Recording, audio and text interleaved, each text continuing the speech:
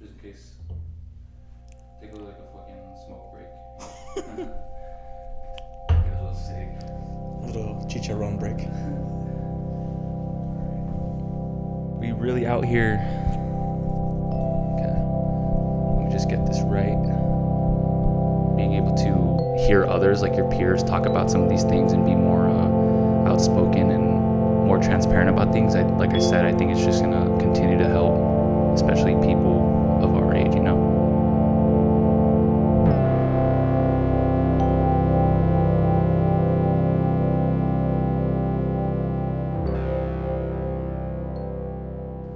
Okay, this is a first time. Actually, no, this is the second podcast. However, I don't even have my headphones on. See? Come on, big Come dog. on, Wayne. All right, so yeah, this is our second podcast, my second podcast. This podcast is called The Most Vulnerable Player. So right now, what you're looking at, we are in actually the loft in my house.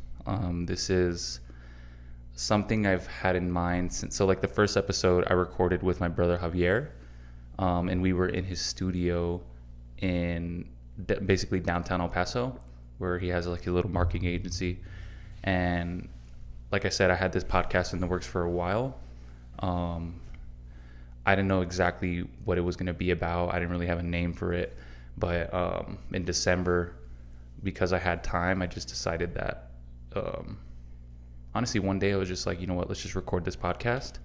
And it ended up going really well. Like, I really enjoyed it. Yeah, here we are I didn't think it was going to take this long, but here we are 4 months later. And I just figured that having a studio here at my house, or not necessarily in my house, but somewhere that it's like just a concrete place where I don't have to constantly set up and tear down.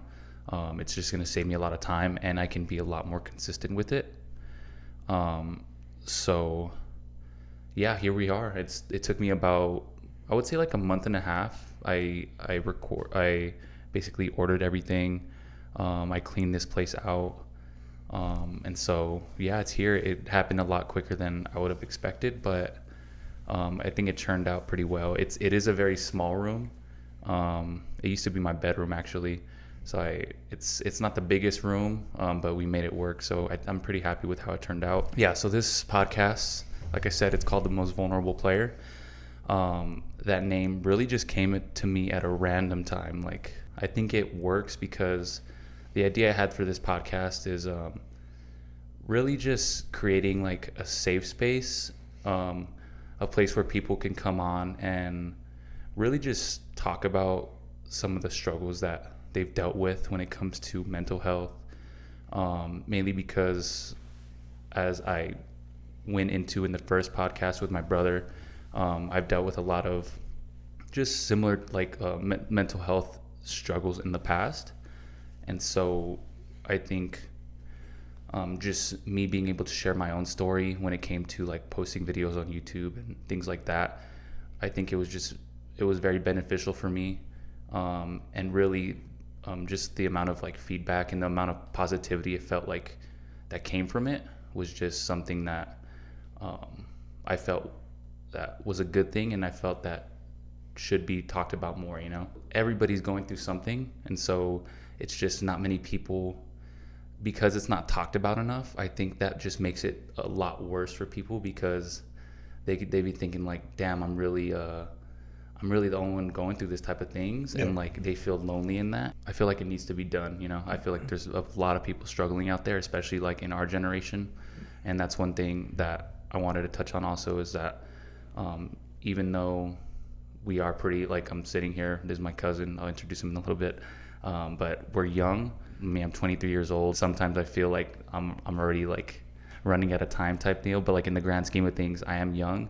So when you see me, like when you see someone this young like starting a podcast and having conversations like this, you could be like, you know what, like what is he going to share to the world that is going to be so like profound and insightful? Like you've really never, I really haven't experienced much in the grand scheme of things, because I mean, I am young, but that's not the reason I'm doing this. The reason that I'm really doing this is because I think just to be able to at this age talk about some of the things that we're in the middle of like finding out what our path is, and like especially our generation, there's like a lot of people feeling lost in a way. And so I think just being able to hear others like your peers talk about some of these things and be more outspoken and more transparent about things, like I said, I think it's just gonna continue to help, especially people of our age, you know. Yeah. But anyways, the second guest, second guest overall, but the first guest in this new studio, I'd like to call it like the first official guest. It's my cousin Alfonso. He goes by Fonzie Ramirez. Say what's up to everybody. What's up, guys? It's a pleasure to be here. We've been talking about this for a minute, actually. Especially during COVID is when we started having conversations like this. I think that was like a big time for everyone to kind of realize and sit down and realize what kind of path they're taking or what life is bringing in general, and to kind of just go from there, and then to actually put everything to practice. You know, sharing the word and talking to people about it, I think is a big thing for sure, because in our generation, it's changed a lot, man. It for sure has changed a lot. Honestly, things are. I mean, it's hard because I mean we're in it, so we don't have anything to compare it to, but it feels like things are fucked up. Yeah, like it really does. Like I don't know what. I'm sure there's a lot of factors at play. But it really feels like just a variety of things when it comes to, I mean, just current events, like the state of the world at this time. And even just, like I said, mental health wise, it just really seems like people are struggling, bro. Like, and yeah, man, I mean, so the reason I wanted to have Fonzie on as one of the first guests is because, I mean, first of all, we're super close. Like I have a good amount of friends, but some of my closest friends I consider to be my cousins and my family. So we like Fonzie touched on, we've had a lot of conversations, just like just friends would, just like cousins would, and I feel like he's had a good amount of experiences, and I feel like he's a very well-spoken individual. I feel like he has a good head on his shoulders, and I think we really vibe together in that way where we're able to conversate about like certain type of things. I mean, you call it like, the word is like deep things, and it's true. Like I think it's important to have those people in your life where you are able to have those type of conversations and really talk about vulnerable shit. Like I saw this statistic. I don't know exactly what the number was, but it had to be like 70 to like 80%. Maybe it might be a little lower, but it was around there, that of males don't have anyone that they can talk about like their problems, like some of the internal problems that they have. And so I think it's very important I think that's the most important thing, that you have like friends like me and Fonzie to be able to like talk about some of these type of things, because at the end of the day, like we got to look out for each other, you know, like there's people that care about you. So, and you don't always want to have friends that like you guys just go and get fucked up. Like that's all you do. Like, yes, that's cool. Like that's cool to have those type of friends, but like it needs to be a balance, you know? Yeah, for sure. Yeah. So anyways, yeah. So tell me about, like, first of all, how's your day, bro? Honestly, man, it was pretty good, man. I woke up, you know, had my breakfast, and then I had a little 5-hour shift, some slight, you know. Yeah. Where do you work at right now? So right now I'm actually working at Anytime Fitness here in the city. Mm-hmm. And it's cool, man. I enjoy it a lot. You also go to school, right? You're going to school right now? Yeah. So I am a senior right now. So I'm taking 21 hours right now. So about 9 classes, including labs. Bro, 21 hours? 21 hours and like 30 hours a week working. So yeah, bro, it's what we got to do. Business got to get done. And you're going to UTEP right now? Yeah. So UTEP, I should be graduating this year, whether it's spring or the fall. So my major is I'm majoring in kinesiology, and then I'm gonna go ahead and do with my concentration in clinical exercise science. I should be graduating this fall. And then really after that, kind of go into whether I have a couple of different options and what I want to do. Um, but ultimately, like the end goal is to do something with the degree. And as far as like in professional collegiate sports or even um, preventative care or rehabilitation care, as far as PT, OT, anything like that, really. But we're just playing it by ear right now. We'll see how it goes and which opportunity comes to me first. And did you change your major at any points? Yeah, I did, man. A couple of times actually. So I went into high school. I graduated high school, going into college. Were you to Franklin? Franklin High School, class of 2018. West Side. And I started as an economics major because I was good at it. Whatever. I thought I'd get a decent job. Whatever, managing people's money. Whatever. After that, COVID had hit really, and I was taking some classes online, and I just didn't enjoy it, man. I was in class just going through the motion of life, and I felt really bored, and I needed something else. At the time, I was also enjoying life outside, so whatever it had to do with like hiking, anything like that. So I was like, all right, let me go into environmental science. I'd go into environmental science and then go ahead and do some type of research, anything like that, work for the state, see what I can do with that. But didn't like it either. So, and then we were still in COVID, and I was going ahead and working out with like my buddies and stuff.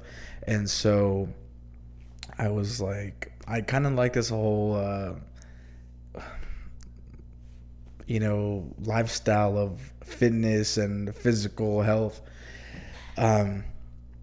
So that's why I changed to kinesiology major. But can you hear it? Yeah. Let's take off our. Well, no, it's gonna. Just to be transparent, we're having some delays on the mics.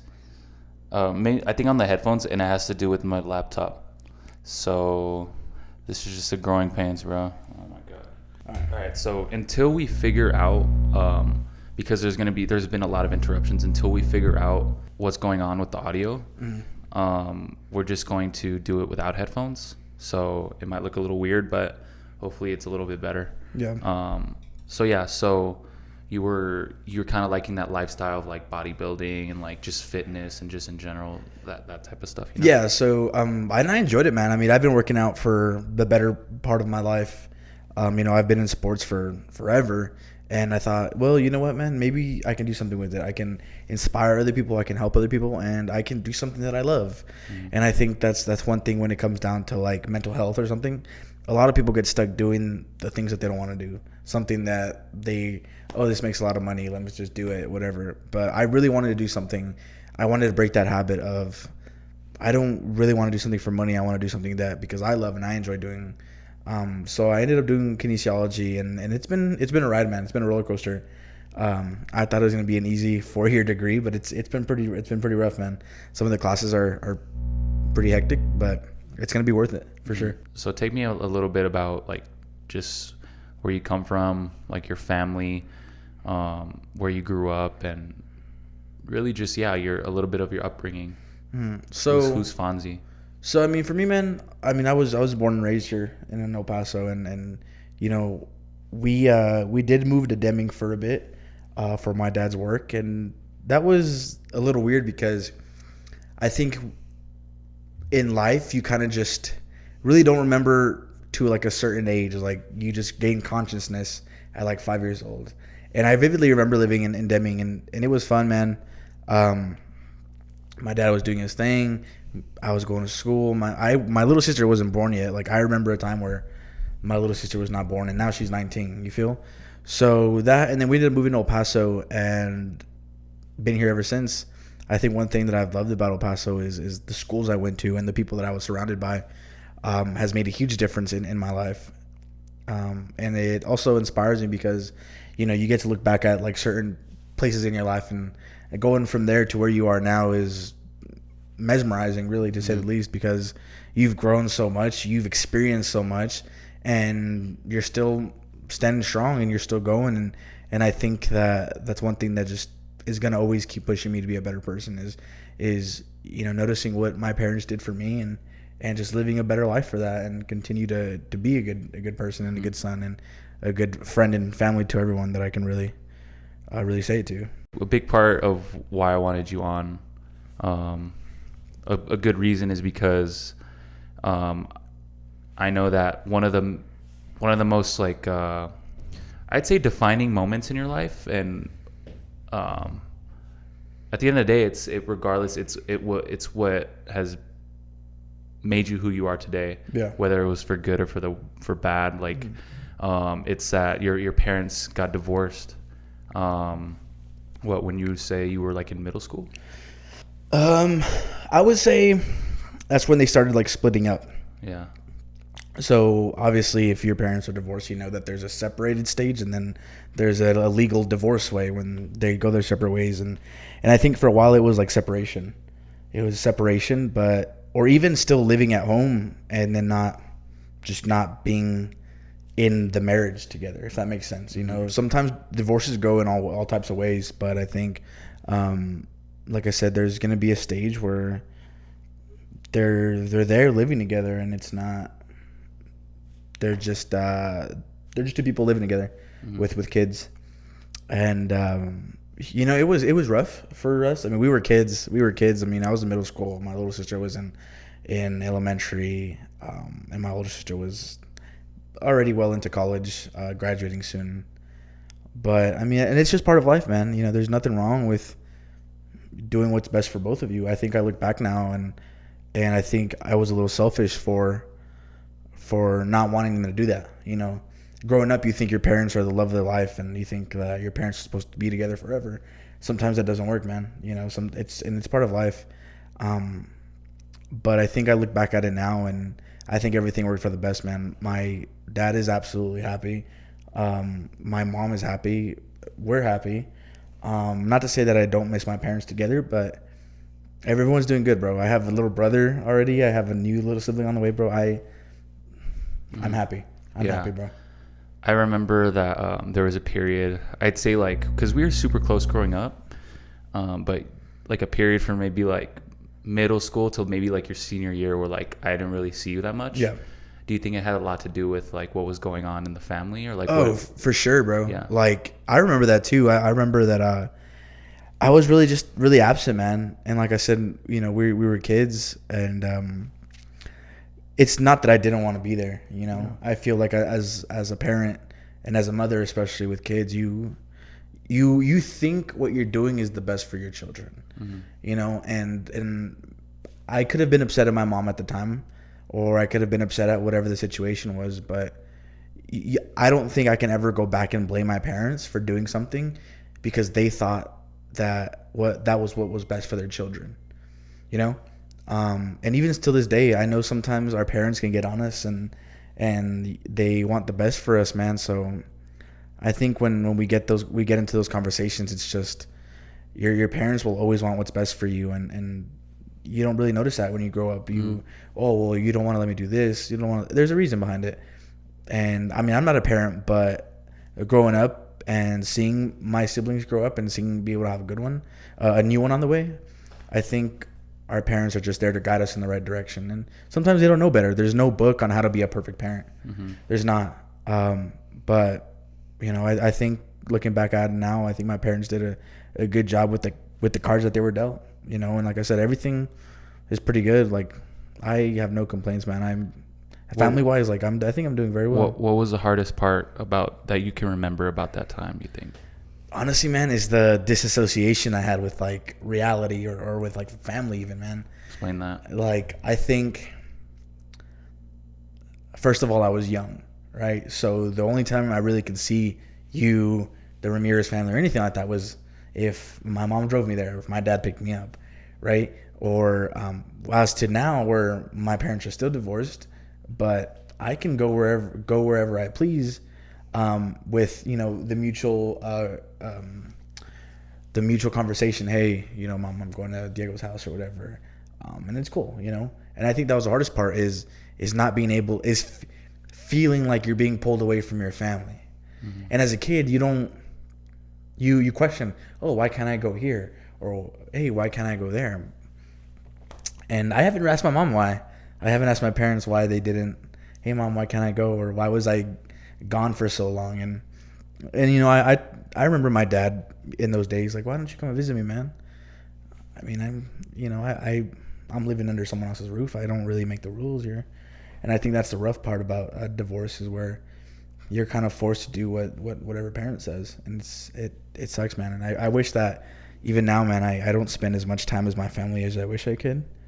And that kind of hits me a little bit, because like, I'm growing up, man. I'm growing up, and I got a 6-year-old brother, man. And I got another one on the way, and I want to be that brother that I wish that I had. I want to be there for them. I want to, hey, you know what? Like, let's go do something. Like, you need something, we'll go. But I don't want to disassociate from my family. And I know sometimes I think like that because, oh, they're rough on me, or they're pushing me to be a better person, and but they only want what's best for you, man. And I think that, like, I look back at it now, and it was just, my parents had a reason for why they didn't do stuff, and that's it, really. I mean, Do you remember like a specific, like a defining moment in that time in your life where like a specific one where you're like, damn, like that you look back on now, you're like, fuck, like that shit was like, it should maybe not even drives you, but you think about it and you derive pain and like trauma from that, like, type of thing. yeah. You know what, man?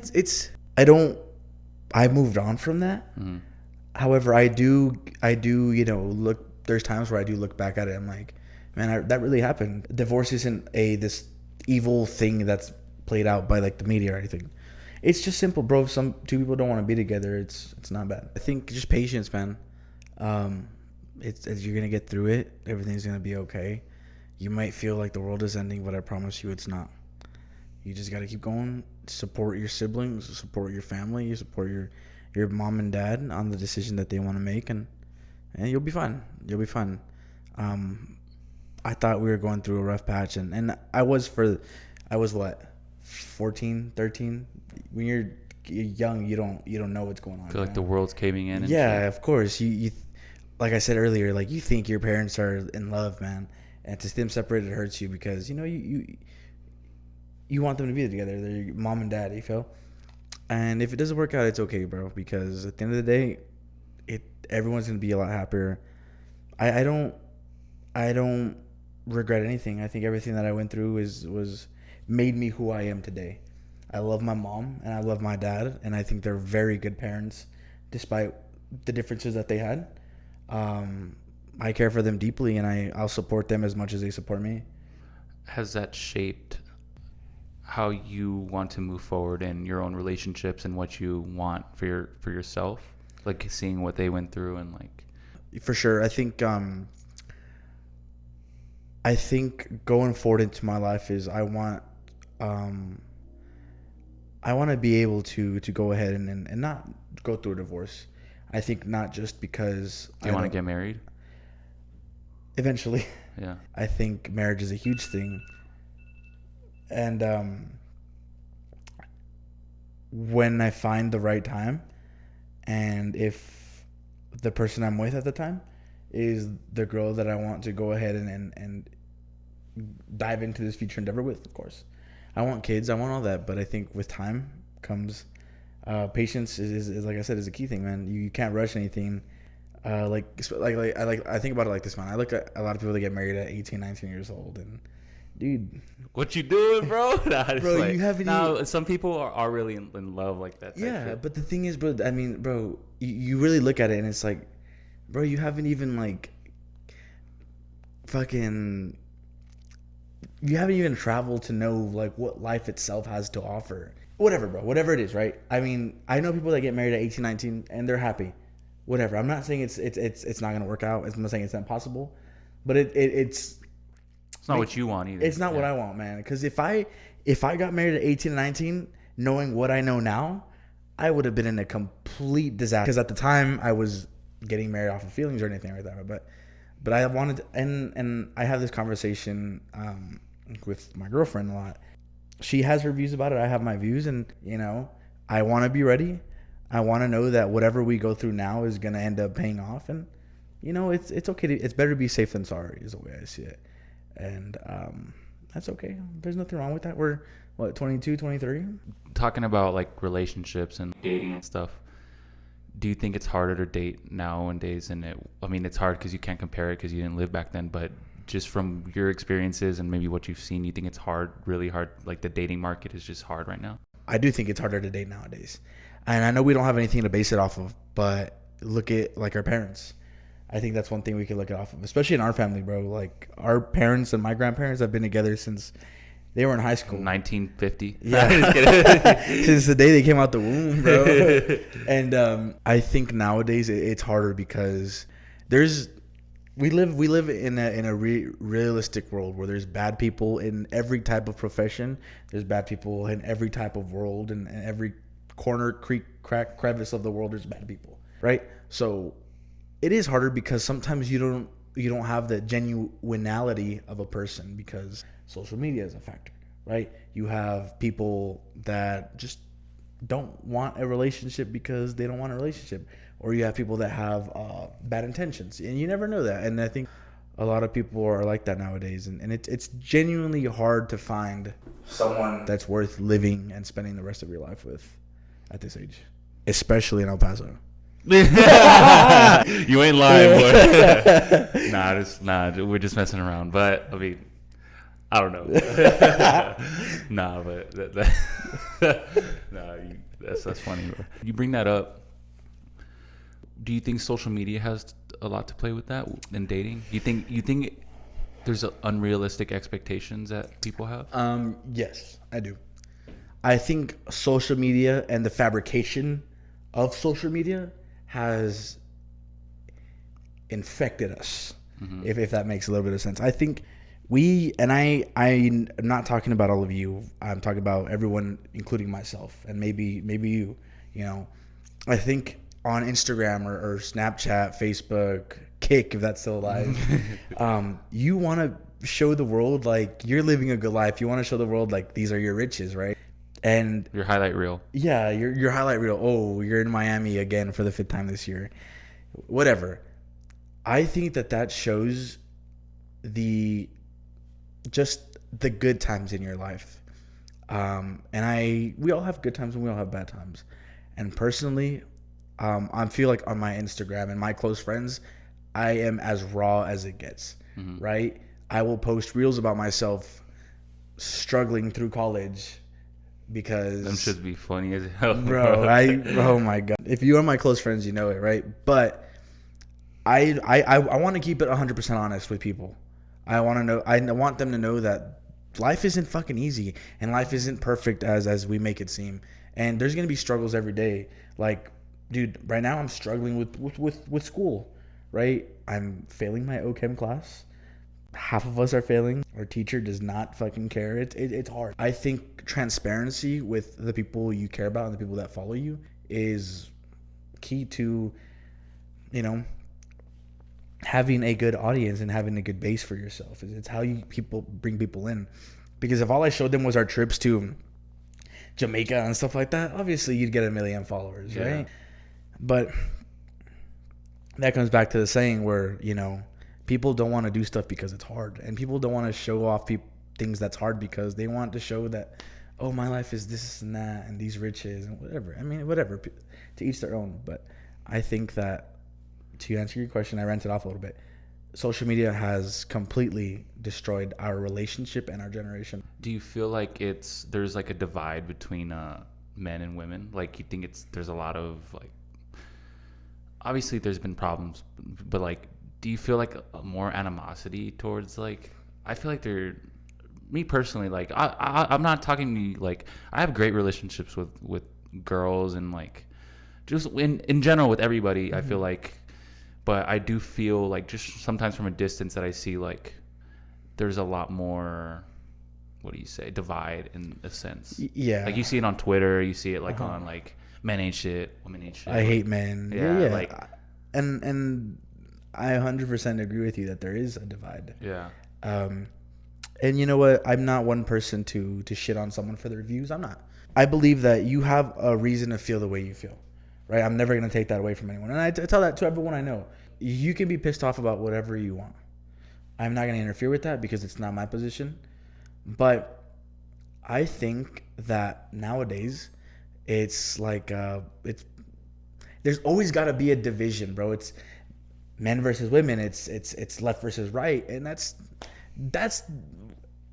not okay. The reason behind that is just because we've lost touch and face with reality. I think one thing that we ought to know is that this is a society where we need both people to function. I know some men say that, oh, well, we don't need women because this and that, or some women that say we don't need men because of this and that. Truth is, bro, this society and this world would not function with either or. Like, do you think it just all ties into social media? Why shit is fucked up? Yeah, Yeah. because like I said before, man, there's bad people everywhere, right? You're gonna find bad guys and bad girls, and that's gonna the way people think. You know, they see some type of video that where a guy is demoralizing or demeaning or just not taking the woman's feels into consideration or anything. A lot of girls may be like, okay, you know what, like that's not okay, and they're gonna see, oh well, that's why I don't Kind like of generalize. Yeah, of course. And vice versa for men. For Yeah, men of course. as well. And there's I'm not saying that I do this, but I know a lot of people, a lot of guys especially, that like, or you know what, dude, well, women are all this and that. Well, man, maybe all the women that you have talked to could be like that, but they're not all like that, man. There's a lot of good people in this world, and I think that the bad has shadowed the good people. Mm-hmm. I think there's a lot of bad things in the news that don't really show us what the good in things anymore, man. You know. Yeah. But that's just. I agree with that. Yeah. Like you said, the good is being overshadowed by a lot of the bad, especially when it comes to people. Yeah.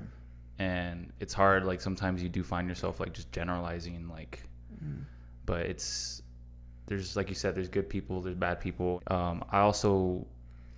I remember you like not too maybe I think the last like I would say from high school and then like a little bit to college, you had a pretty serious like relationship. Yeah. I just really want to get your perspective on that because it was a really serious relationship, but you ended up breaking up. Yeah.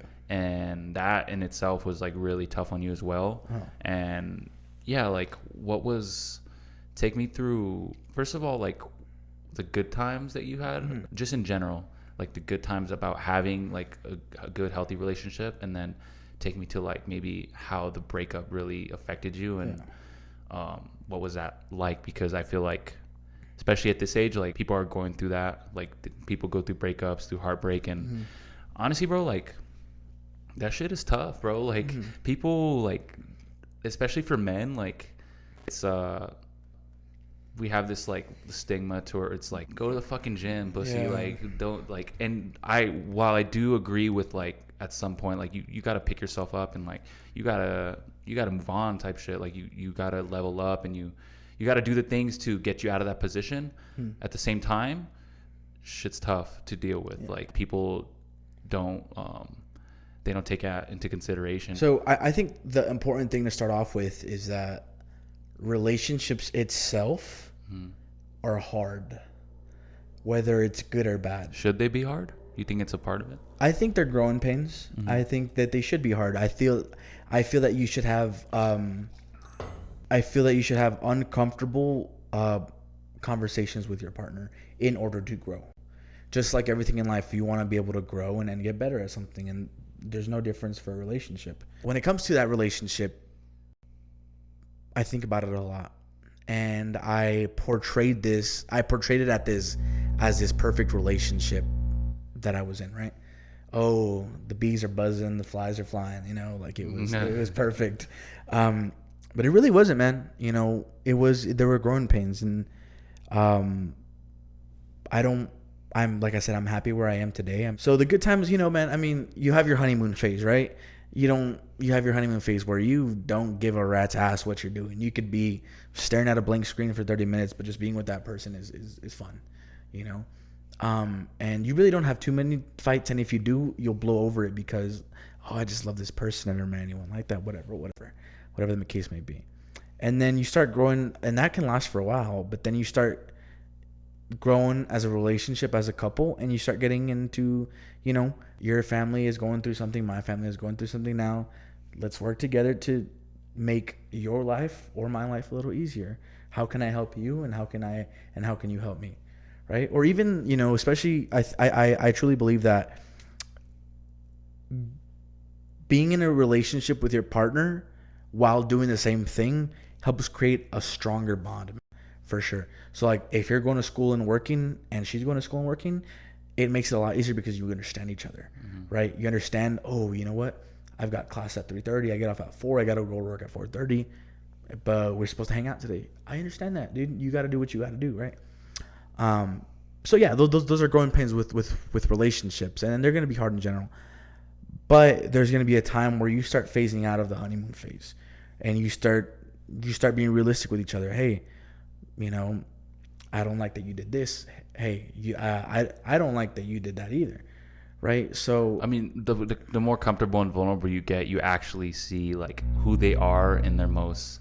It's almost like when you stay with somebody in a room, like if you're in a like let's just say yeah, they say that you really get to know someone when you live like with them. when you And move so in it's with kind them. of like something similar when like you really start to get like someone really becomes comfortable. You see them for everything, their Yeah. flaws or everything. So And I think when things had started going downhill about a year and a half later, after we started dating, and like I said, my conception of love was already not traumatized, but changed because as a kid, I thought I knew what love was, but that's not what love was. So, and I didn't really, being in my first serious relationship, like you said, I didn't really know how to charm a girl, or hey, you know what, like you're upset, like, let's talk about it. I'm very much like if I'm upset, I don't want to talk to you. I was raised on that Mexican machismo. Like I don't want to tell you why I'm upset. I don't want to tell you what's going on. That's my business. Keep it at that. And I think that created a lot of tension between us, and that's going to bound to happen. And nowadays you hear this about how men should be vulnerable and how men should not be vulnerable. You shouldn't cry in front of a girl. Truth is, I do not care which one you choose. I feel like as a person, you can do whatever you want. But for the sake of the relationship, you have to be at least communicative to make things work. Um, and I think that's one thing we started drifting apart from was communication. And I think that's when things started to really get hard. Um, and it. I'm not complaining about it. It is what it is. But I mean, you saw how that affected me, right? I thought that I won the lottery, but people people change and life changes, and that's okay because that's what we're here for. If you don't change, you're not being a human person. You're not being a part of society. You have to change in order to grow. And there's one thing that she kind of taught me from that relationship, and I'll never forget this. To the point of the end of the relationship, when she was doing her thing and I was doing my thing, right? She had stated, Fonzie, do you love me or are you used to me? And that really got my gears going. Well, you know what? I do love you, right? I do love you. And we're going through this, whatever it is, because I don't want to lose you. But then I really started to think, how can I love you when you continuously do the things that you're doing? And I wasn't perfect either. I did things that hurt her and made her act a certain way. I'll take full responsibility, of course. I'm not perfect. But when she said that, it made me realize that at that point I did not love her. I was scared of starting over with someone completely new. I was scared of just not being comfortable, man. I was comfortable with her. I I was I had someone there. I didn't have to do whatever, right? that's a bar, bro. Yeah, Do you love me or are you just used to used to me. me? And that makes you think, bro, Yeah, because you've been together for so long. yeah. Like, and it really made me think. And that's when I was like, you know what? You're right. I don't love you anymore. I'm used to you. And for me to lie to myself and say that I love you is, first of all, damaging me. And I'm still letting you continue damage me by the way you are acting, you know? And and like I said, man, I don't regret it because it made me learn so much. I'm doing me and I'm completely happy where I'm at.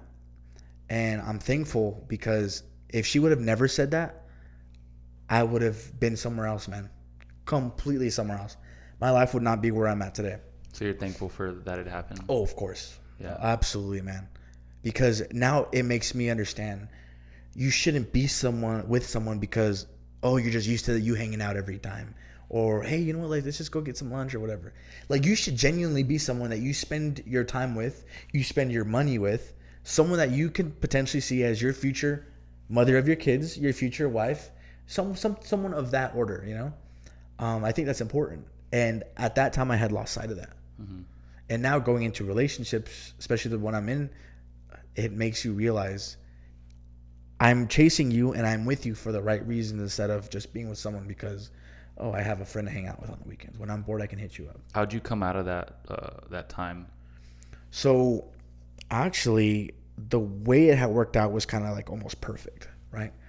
So at the time, it was COVID, and Keep going.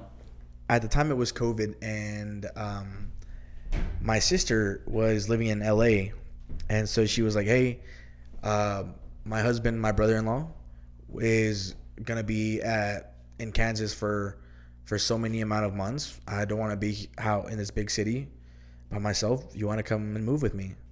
And I said, "Abso-fucking-lutely. I would love to go to LA with you." And I had let that person know that, hey, I'm moving to LA with my sister. 6 months, I'll be back, but I'm gonna go be with my sister. And she wasn't okay with that. So I was like, okay, cool. I mean, it's your family, dude. Yeah, of course. And we got in a little argument, but then I started talking to my parents, and it just wasn't feasible. You know, I'm in school, I'm in all that stuff. It's not feasible. Like, I'll whatever. I'll go out there for. I think I was out there for like a month and a half during COVID. Or no, after that next year, helping her out move. Whatever, it was cool. But if it wasn't for that, I think I still would have been in that relationship, and I still would have been unhappy, and she would have too. And I don't want you guys to think that I'm talking shit about anyone, because I'm not. I'm just being truthful and transparent about a relationship. Yeah, for sure. I think that whatever happened, and you, as a person, like I said, you have to grow, and if you are in a relationship, you should grow together with someone.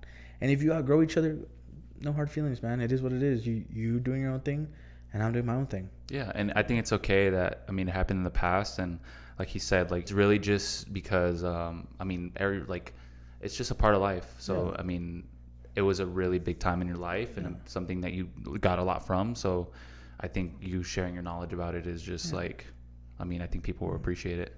And if you don't, then yeah. And I think, like, at the end of the day, man, I know, like, you have to be in a relationship for all the right reasons, man. Mm-hmm. You can't just be in a relationship because, oh, well, for XYZ, right? We all learn, man. I know we've all had situations not work out in our favor, but take those lessons and apply them to life and future relationships, and I promise you, life will be okay. Life will be okay. Mm-hmm. It's the same thing when your parents tell you to throw out the trash, right? You don't want to fucking throw it, but it teaches you a valuable lesson. Just do the things we tell you. Be a responsible person. Mm-hmm. That's I think that every opportunity in life, you should get something out of it, a lesson. Mm-hmm. Yeah. Advice to someone who's going through that right now. My 100% advice, man, is if you're struggling in a relationship, and if you 100% think that this is the girl you want to marry and you want to fall in love with, then fight for it. Don't give up on that dream, man. Just keep going. Should someone keep chasing someone? Like, if you feel like you're chasing someone, should you? There has to be a point. There's a point where you cut that off, right? There's a point where if she's showing, and it's just hard, man. He or she? He. I'm speaking from. No, I know, but like just in general, we're talking about both counterparts, like not just about if you're chasing after a girl, also if a girl's chasing. So yeah, so it goes to both. I mean, I know girls that turn down guys, really good people, for someone that doesn't even think about them, and I know guys that ignore girls for their 5, 10, 15 minutes of fun. It goes both ways, and I think that you shouldn't waste your time on someone that's not giving you the same effort. I think you guys should. We all deserve to be happy, and if that person is blowing you off, or because, bro, I'm gonna go on another rant here. Dog, Hey, go off, bro. dog. You see this?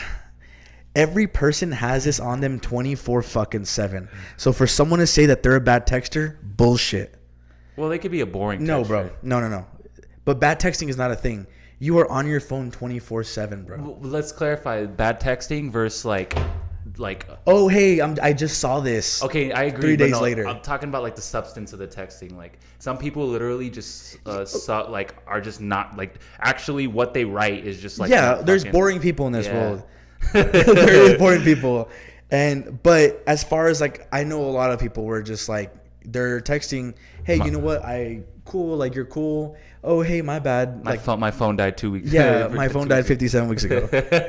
Dude, like, I call bullshit on both parties in that point. First of all, if you are not interested in a person, say that.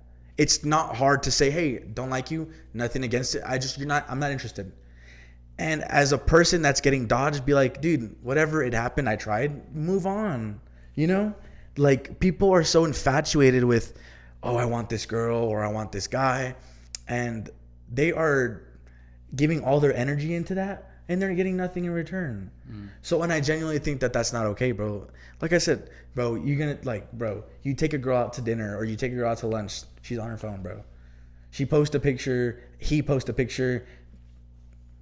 Like, for someone of our age to tell me that they're not on their phone is bullshit. Mm-hmm. And I think we have to understand that and see that they're just not interested. It is what it is. And you should expect the best you should want the best for yourself, and like you should know. The thing is, I don't think you don't know until you're getting that energy from someone where you actually know the difference. Yeah.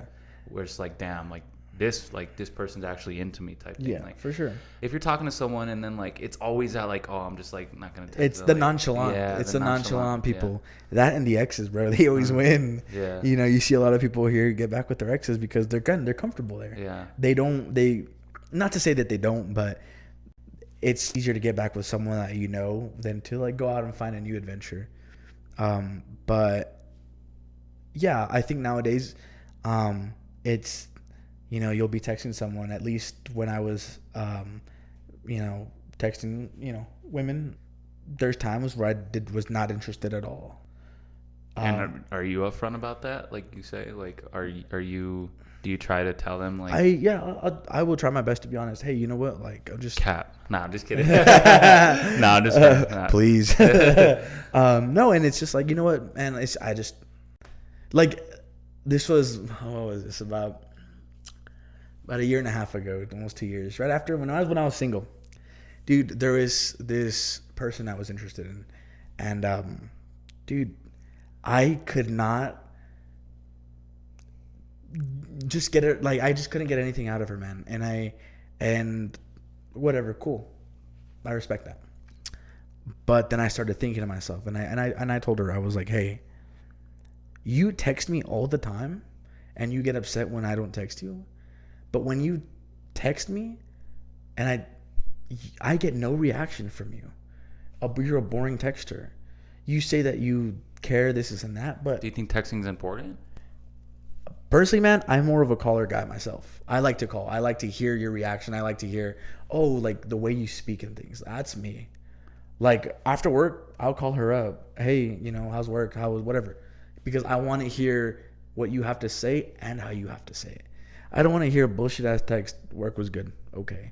Because that can be, the way it's delivered, it can have a meaning to it, Part of me feels like texting kind of ruined relationships too. Has not ruined, but has made things more difficult, because if like before phone, like before texting was a thing, like you'd still call, but before texting, like there wasn't anything about like, oh, they're not texting me back, like, fuck, what did I do? Yeah. Like something, like, did I say something? Yeah. Before it was just like, no, we talked. At this point, we saw each other. I'll see you again in a week. I'll see you again and you're not wondering. You're not. Maybe you're left wondering what they're doing, but you're also not left wondering like, damn, like you're not always in communication. Yeah. So I think that has like really had a huge effect on. And you know what, bro? I've actually fallen victim to that. Yeah, 100%. Same, me too. Like, yeah.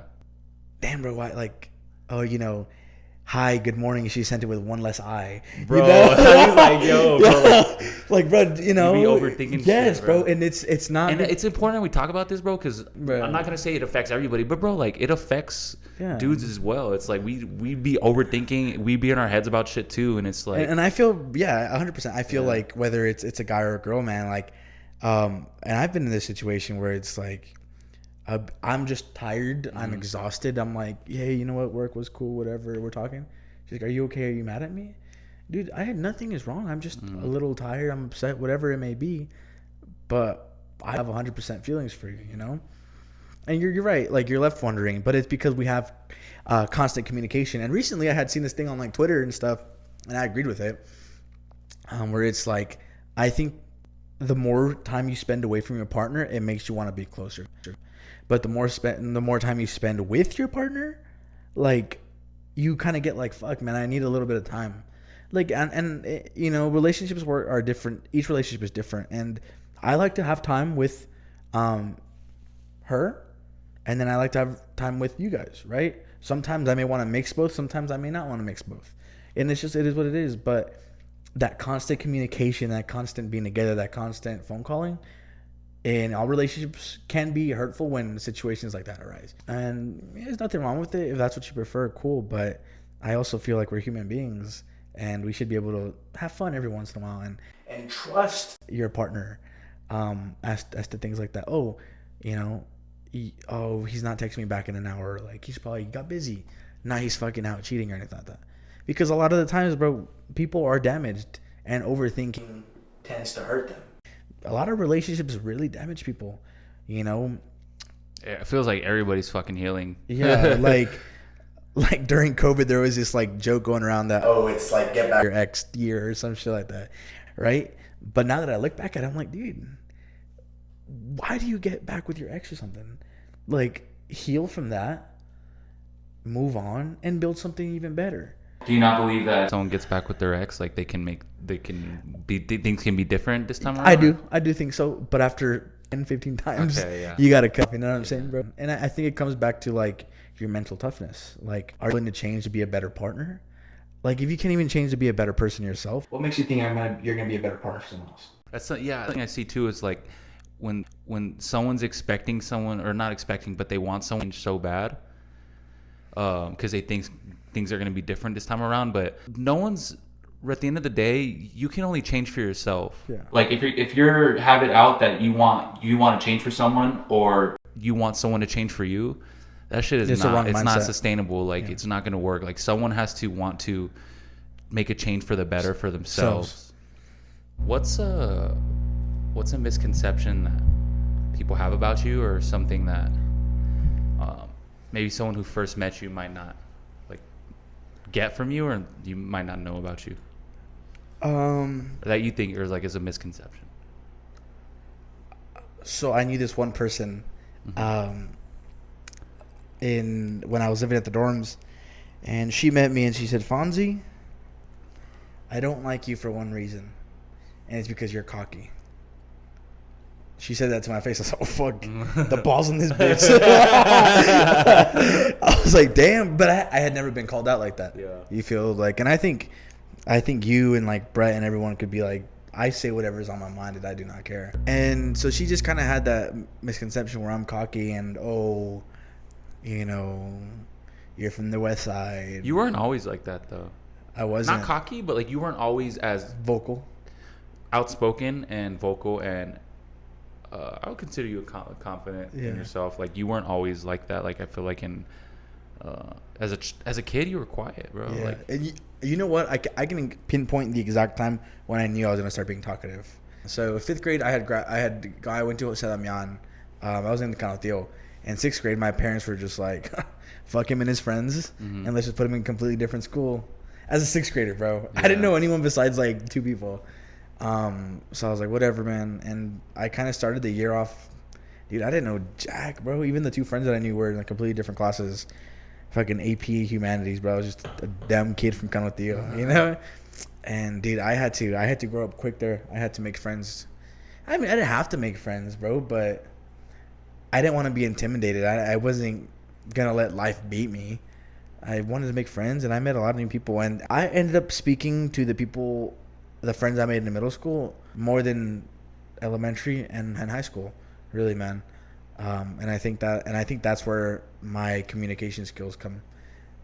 Is where I got them from. Is just having to get out of your comfort zone and meet new yeah. people and shit. Because you could, bro, Fonzie could literally talk to anybody, bro. Like, we like, he's also my cousin, but like, we take a bunch of trips together. Like, we're travel buddies, I guess you can say. And leave it up to Fonzie to just strike up a conversation with like anybody, dude. The goddamn captain of the boat. Bro, anybody, the fucking 50-year-old single mom, like, bro, just like. I'm just a confident dude, man. I say what's on my mind.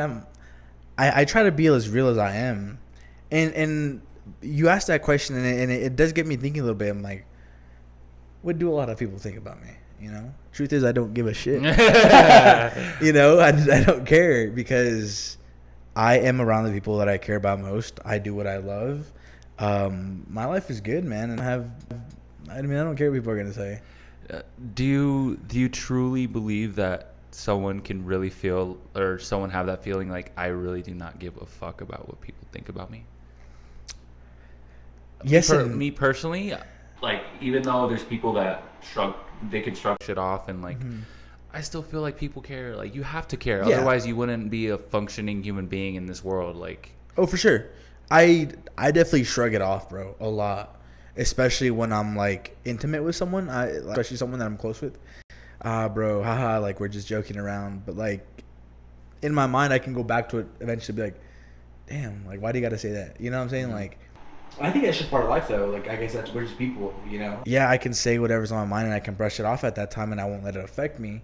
But I'm also not gonna show the emotion to you, like, oh, you got to me, like you did what you wanted to do. No, I mean, I'll go back to it in a personal time when I'm like by myself or something. So you're not a sensitive person? No, I don't think I am. I try not to be. I think my skin has grown a lot. I don't think you are, because like you're the type of dude like people, and I think it's a very thing that people can admire about someone is when you can joke around about someone, like they don't take it like that shit up their ass, you know. And that's the thing about me, man. Like, because I'm not gonna lie, even though like I do feel like we can go at each other, and like it's funny, like I think it's funny to me, but there are certain things where like shit does get under my skin pretty easy. Like I can take shit, I tend to take shit personal sometimes, but mainly just because I've always been like, we talk about how, oh, I don't give a fuck what people think about me, but even though I necessarily don't want to, me personally, I do. Like, it's just not, like, I think it's just a natural thing for me where like I'm trying to work on it, but for sure, like 100%, I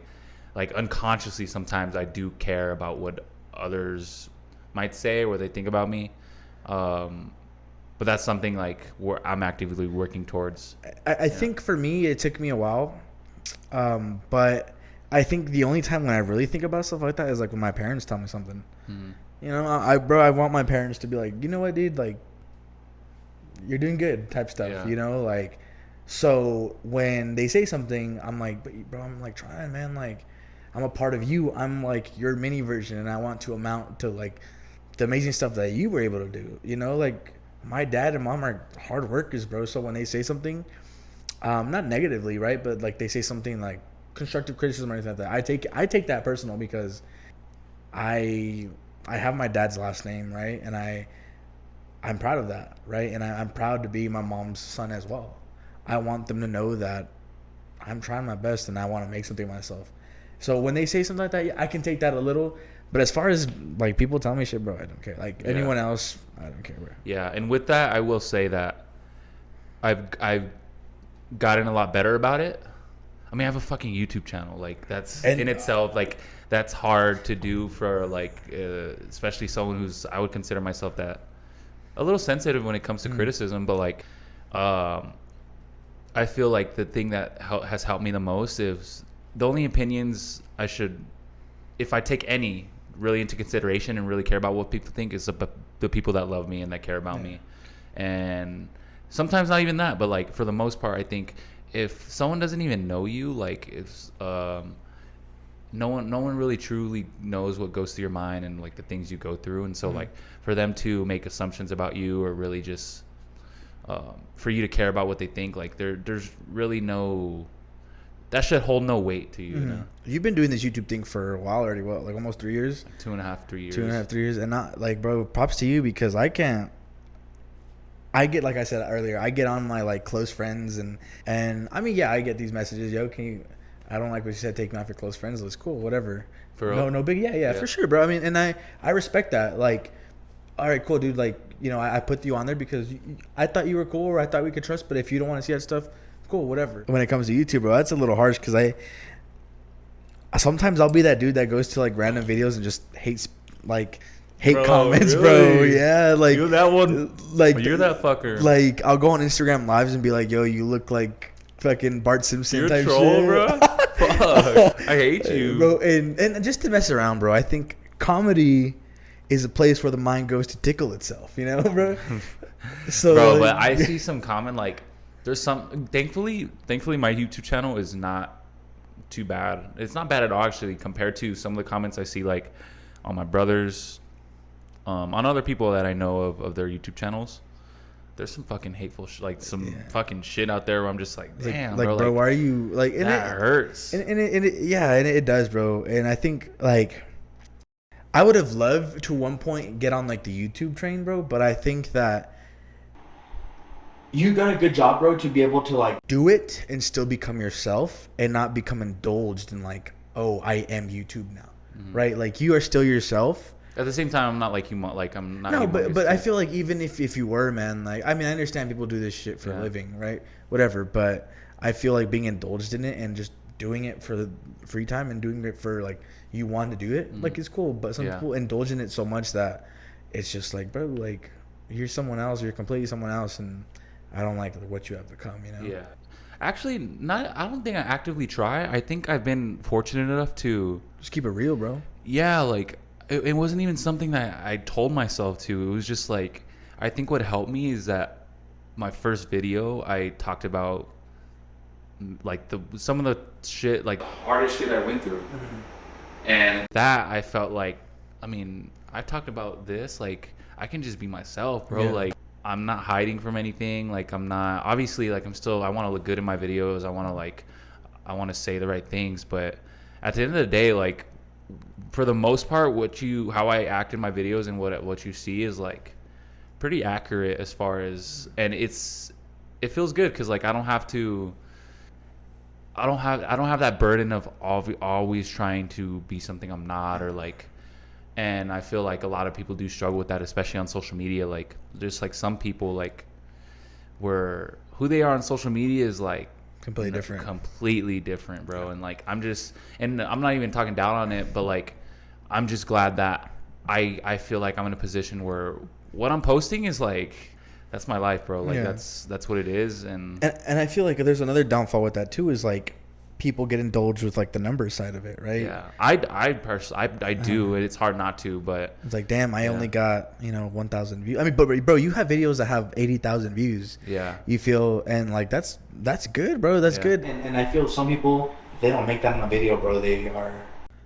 They start doubting themselves and stuff like that. I mean, dude, I would rather have quality over quantity, right? If I have 3 faithful followers that watch my videos all the time instead of like 50 people that watch my videos like occasionally, bro, whatever, it's and I would rather be consistently good than occasionally great. Bring up a good point as far as like the numbers. I feel like what got me to a bad place is like trying to focus on like how many subscribers I have, like that, and I still do, don't get me wrong, like I want to see that number increase. But at the same time, I've had those little jumps in numbers and seen the 85,000 view ones. Like, and one thing that I keep in my mind now from those experiences is that even I saw that it didn't change anything. Like it didn't change how I thought about things. It didn't make me feel any better about myself, like getting those numbers. So like, what's the difference at this point? What's the difference going to be between 1 million views versus the 100,000 views? It's not going to be much. Yeah. Like, so that just taught me really to like, really just do it because I really enjoy it and I love it, and not because oh, this is gonna, like, obviously, I'm not gonna lie when I say, like, I do want to be able to make, like, some sort of living, maybe not like a full living, but I definitely want it to be able to sustain myself in some way doing what I love. But at the same time, like, I know why I'm doing it. And I think that goes with anything in life, is like, whatever you do, whatever you go to, whatever path you go down or whatever you want to pursue, like, you have to know why you're doing it in the first place, and you have to have a purpose behind why you're doing it. Because if not, like, for example, one video gets 85,000 views, one video gets 500, 200, and if you don't really love what it is that you do, or you don't know the purpose behind why you started, and you lose sight of that, you're gonna get discouraged so quick, and like you're just gonna stop. And that's with anything in life. Like, and so I guess that brings me to that point of asking you, like, what do you think your purpose is? What do you hope for it to be, or like, what do you think about this type of stuff? You know. That's a question that keeps me up at night, man. At the end of the day, I think now we base our success off of money. And yeah, man, you know, money's nice every now and then, but I think for me, what I live up to is just to live a happy life, man. Have a good wife, have good kids, have a job that I love, be happy, you know? I want to wake up every day and enjoy what I do, plus more. You know, people say so much, oh, there's 24 hours in a day, so sleep less, right? Like, I want to be able to just wake up every day and do as much as I can without ever complaining. Because right now, man, dude, I hate waking up at 5 a.m., bro. Yeah. I hate it. But I gotta do what I have to do, and that's part of being a man, is doing what you gotta do, man. You wake up at 5 a.m., go to the gym because you got work at 6:45, or you got class at 7 in the morning. You know, like on Thursdays, I go into school at 9 a.m. and get out at 8 o'clock sometimes, if not a little like later or a little earlier. But you know, and that's why these times are so crucial for us, because we find out who we are. We find out what we can take, what we can manage. And I think this is going to be a stepping stone for life. And at the end of the day, man, I just want to be happy, have good people around me, and just live my life, man. I want to add life into my years, not years to my life, if that makes sense, bro. That's a bar. Damn, bro. What you mean? You a poet or some shit? Oh, damn. They called me the Rizzer. You know what I'm saying? The Rizzler. The Rizzly Bear. They call you Himothy? Him Duncan? Just kidding. What do you see yourself, like, let's just say in 10 years, from what you can tell now, that would make you the happiest and most fulfilled, if failing wasn't a factor, like money wasn't a factor? Like, what's something where do you see yourself doing? Where do I see myself doing? Or where, or what, just in general? Honestly, bro, just somewhere out in East Texas, just ranching. For real? Just ranching, bro. I think that's as peaceful as you can get it, man. You know, what are you doing career wise? Like, beyond, like, if like my dream career. Yeah, like if what are you, like, the thing you're most passionate about right now, and if you could have that, what would it be, like, if that's what you wanted? My dream career, man. I'd just love to be a coach, whether it be like a strength and conditioning coach, or a wrestling coach, or a football coach. Growing up, I had some really good coaches, and I had some really bad coaches, and I think the good ones made up for the bad ones. That, and just enjoying the sweet open hills of East Texas, fishing on a boat. Just like I really don't need a lot, man. I tell this to people all the time, I am okay being alone, 100%. I prefer it. I do. Yeah, I'm a very talkative person and I love making conversation, but most of the time I do like being alone, man. And I would just love to be a role model for someone, to inspire people, to help people out, whether it be in whatever sport, whatever aspect of health and fitness that is, or that's what I'd love to do, man. So why are you giving yourself other options? Why are you laying out other options for yourself if that's what you want to do? I am giving myself other options because it's a safety net. Why do you need a safety net? And I hate using that word, the safety net, because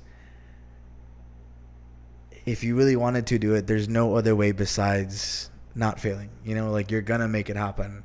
If you really wanted something, you would burn your boats, burn the bridges, and just attack it. You know, nothing will stop me from getting there.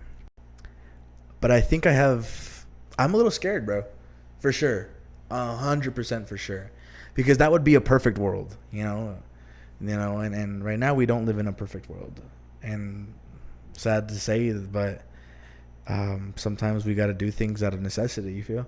But I mean, are you doubting yourself? Are you doubting you can do that? Because we've talked about this, like, because I know, like, that's what you want to do, and, like, you've given yourself, like, other options. I'm just like, bro, you know what you want to do. Like, you just got to fucking do it. Like, it's going to be tough. And obviously I'm not in that position. It's easy for me to say it. Like, I'm done with school. I'm not in your position. Uh-huh. But it's like, fuck, dude. Like, I know that what you want. So, like, there's no other option, bro. Like, you got to do it. No, I agree with you, man. I do, but I mean, it's your life. Like no, for sure.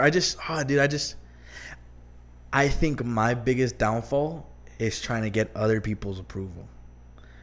I'm doing this because I want so and so to think. But you said you don't care about what people think about you.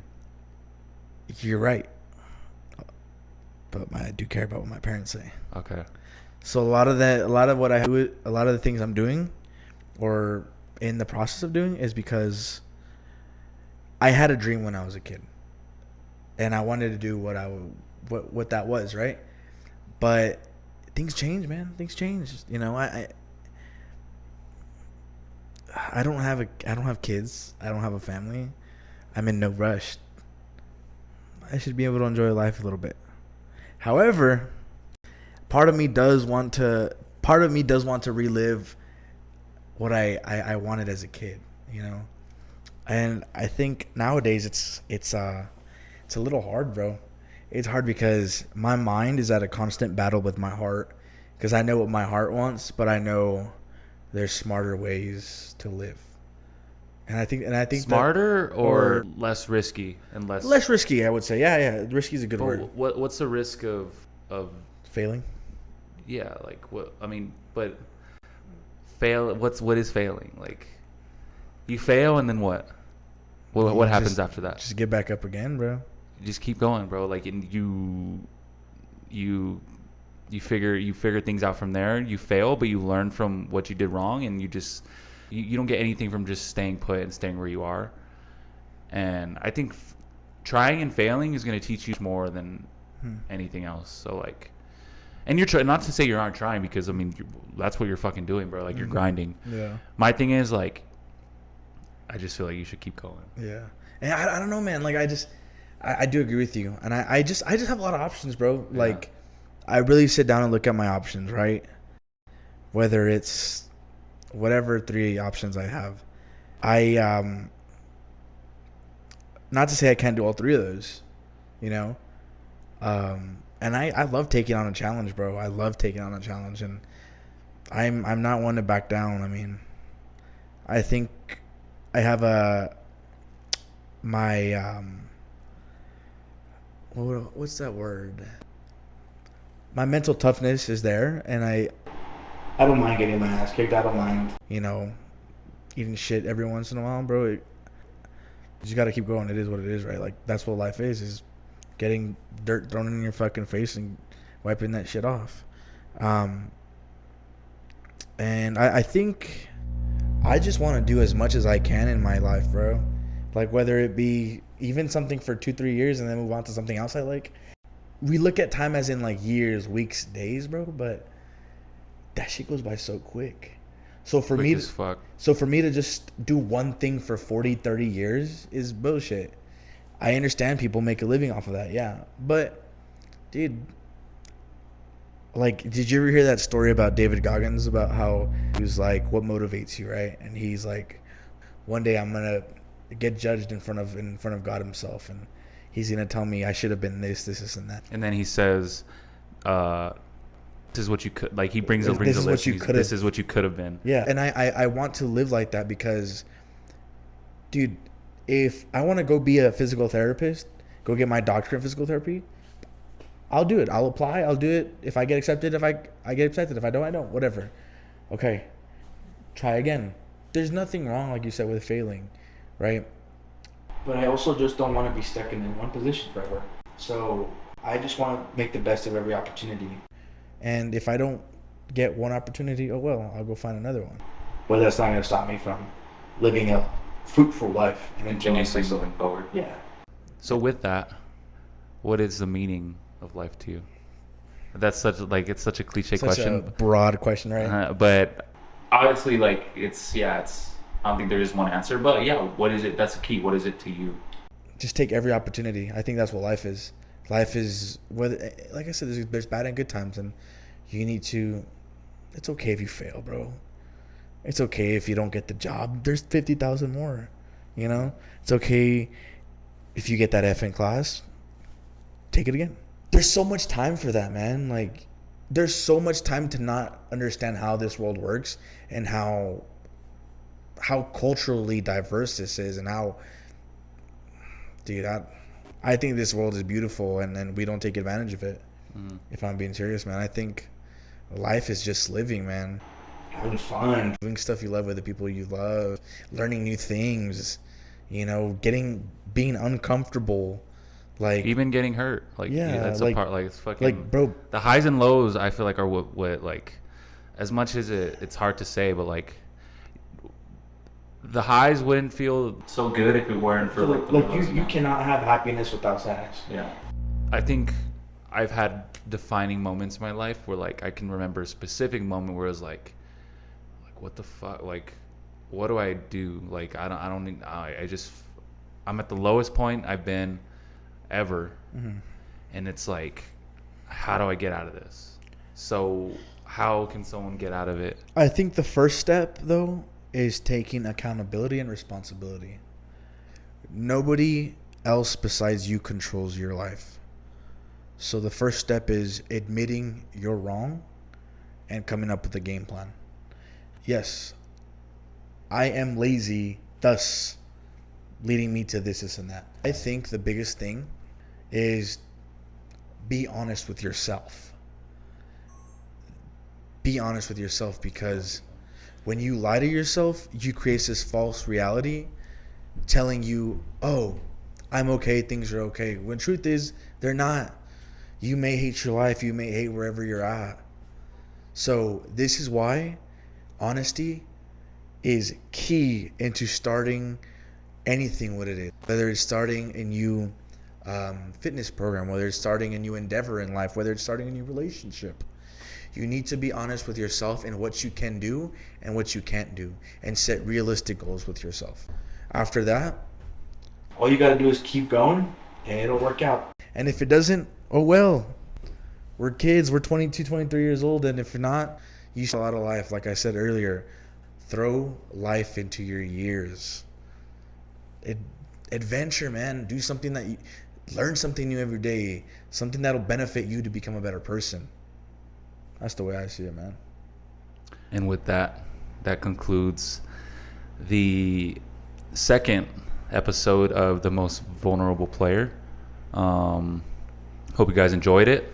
Where can people follow you? Where can people support you? Where can where do people go if they want some more of this Fonzie guy? Yeah, so really the only main social that I have right now is Instagram. It's at Fonzie with a dot between every letter. Right now I'm currently training for a full marathon. That's kind of where I'm at right now, guys. If you guys want to go ahead and see that, you guys are more than welcome to follow and enjoy this journey of putting my body through complete fucking hell. I hope to do more of these soon, bro. Oh yeah. Sir. Yeah. All right. Be out. Later.